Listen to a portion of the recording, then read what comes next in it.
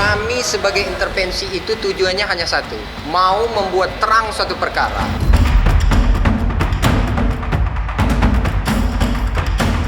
Revalino kan punya hak untuk memperjuangkan juga, karena dia memperjuangkan haknya sebagai ayah biologis. Pertanyaan salah nggak? Nggak salah.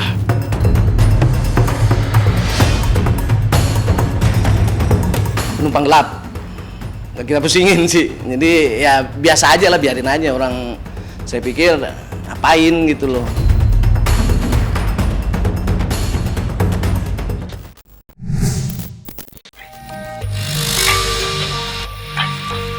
Sidang lanjutan perkara antara Ridwan Kamil dan Lisa Mariana kembali digelar pada hari ini. Diselenggarakan di Pengadilan Negeri Bandung, sidang lanjutan pada hari ini beragendakan pemecahan intervensi dari kubu Revalino Tuasi. Seperti diketahui, Revalino merupakan sesosok pria yang kini muncul ke hadapan masyarakat dan mengaku sebagai ayah biologis sesungguhnya dari anak Lisa.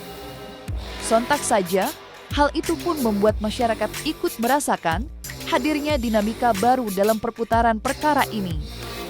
Tipik utama perkara yang semua berada di sengketa pengakuan anak antara Lisa dan Ridwan Kamil kini justru bergulis liar dengan kemunculan Revalino. Apalagi sekarang ini ketika Revalino resmi masuk di dalam perkara usai mengajukan gugatan intervensi. Lantas, apa sebenarnya tujuan Revalino di balik ini semua?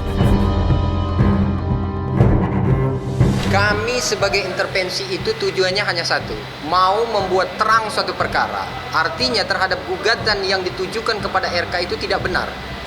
Dan yang benar itu adalah Revalino. Tapi Revalino di sini tidak ditarik sebagai pihak, makanya kami mengajukan intervensi.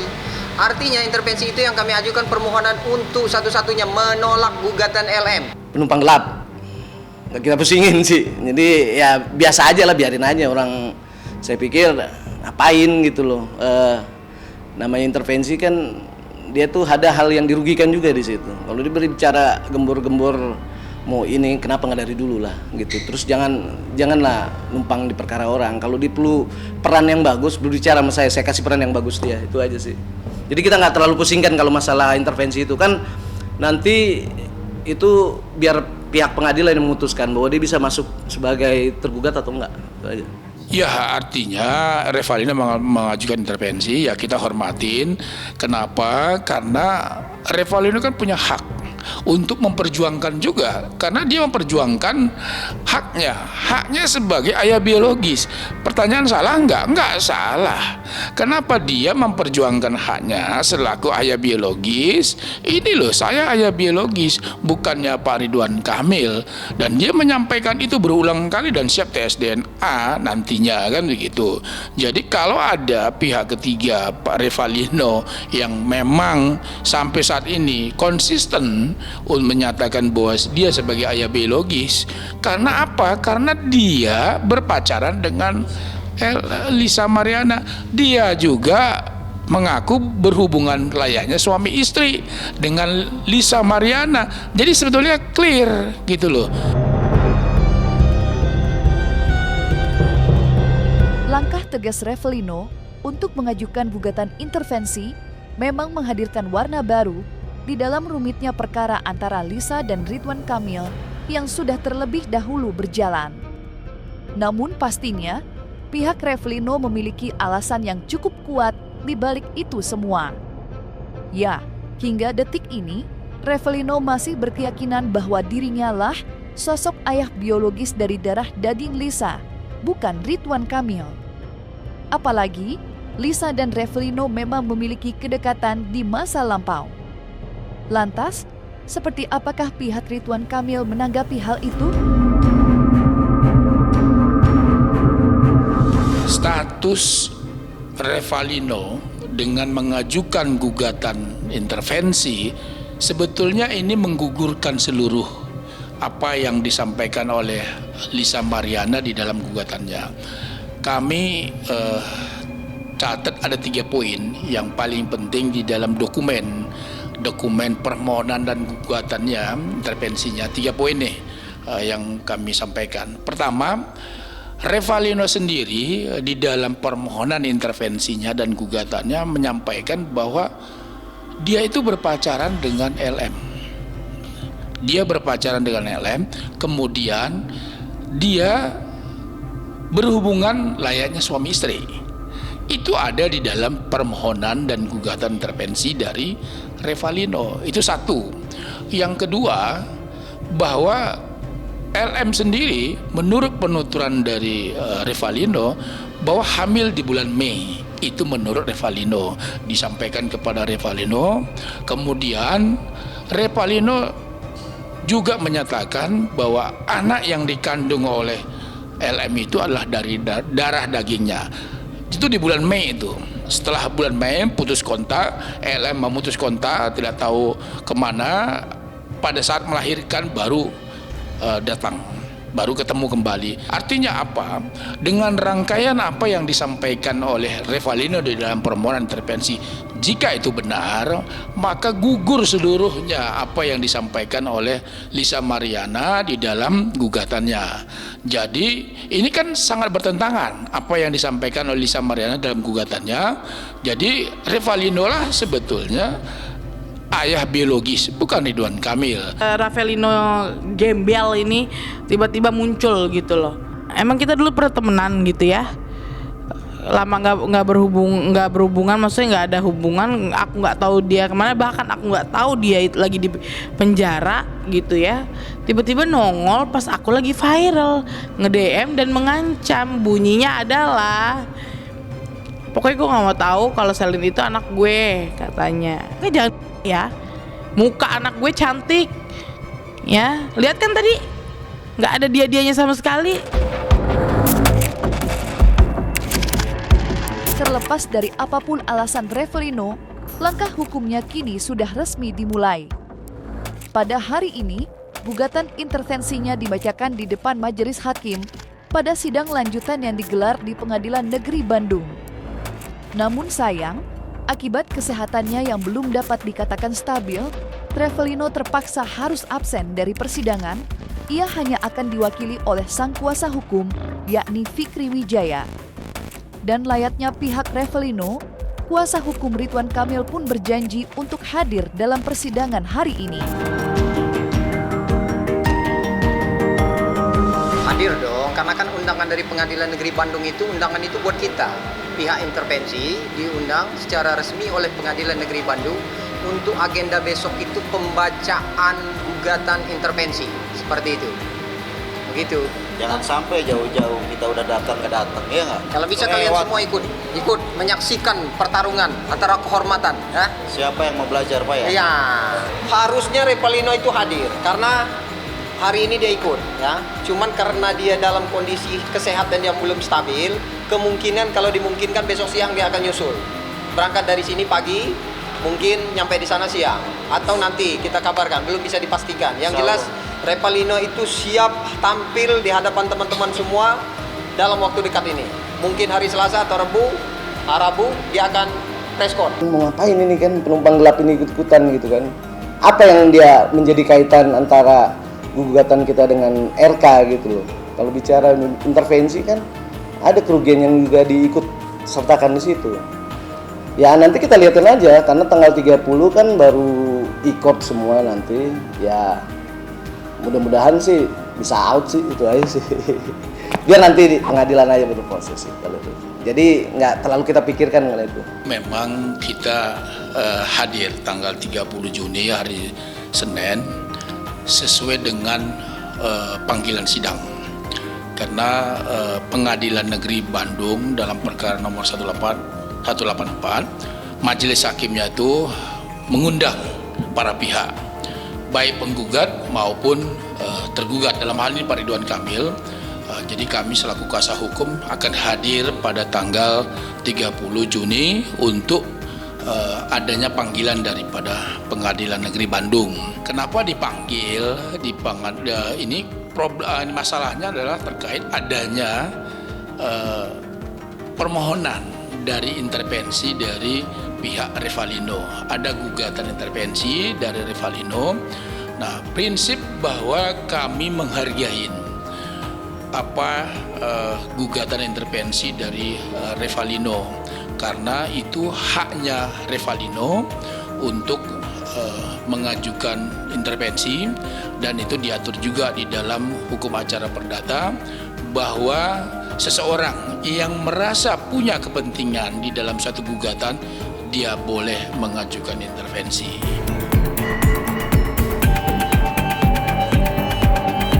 Kemunculan Revalino Tuasi dalam perkara sengketa pengakuan anak antara Ridwan Kamil dan Lisa Mariana tak dapat dipungkiri memang berhasil membuat publik bertanya-tanya. Mulai dari siapa sosok Revalino sebenarnya, hingga kenapa ia baru muncul saat ini setelah semuanya sudah masuk ke ranah persidangan. Bahkan, ada pula yang menduga bila semua ini hanyalah rekayasa belaka hasil persekutuannya dengan pihak Ridwan Kamil. Lantas seperti apakah pihak Ridwan Kamil menyikapi dugaan itu? Saya dapat informasi dan saya cek di dalam permohonannya dan di dalam gugatannya, dia mengajukan intervensi yang sifatnya adalah untuk dirinya sendiri. Bukan bersekutu dengan kita, bukan dengan orang lain. Siapa tahu dengan kehadiran Revalino nanti menyadarkan LM, sudahi drama ini. Kalau kamu nyari ayah biologis, ini ada laki-laki yang mau bertanggung jawab, dibuktikan dengan dia masuk sebagai intervensi hanya untuk memperjuangkan apa? Anak ini, kok ada orang yang mengakui sebagai ayah biologisnya, dia malah menginginkan orang yang punya rumah tangga, yang punya toko, punya duit. Apakah itu yang dia cari? Kan begitu, lebih baik terus terang, biar nanti seluruh Indonesia nyantun. Itu kalau memang dia nggak punya duit, saya nanti orang nomor 1 yang akan memberikan bantuan, kalau memang itu tujuan dia. Tegas pihak Ridwan Kamil membantah adanya dugaan rekayasa dan kerjasama.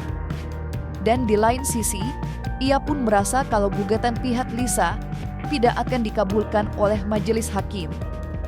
Ya, berkaca dengan pengalaman mereka di ranah hukum, pihak Ridwan Kamil yakin gugatan Lisa akan ditolak oleh majelis hakim. Lantas, seperti apakah penjelasan Lisa soal itu?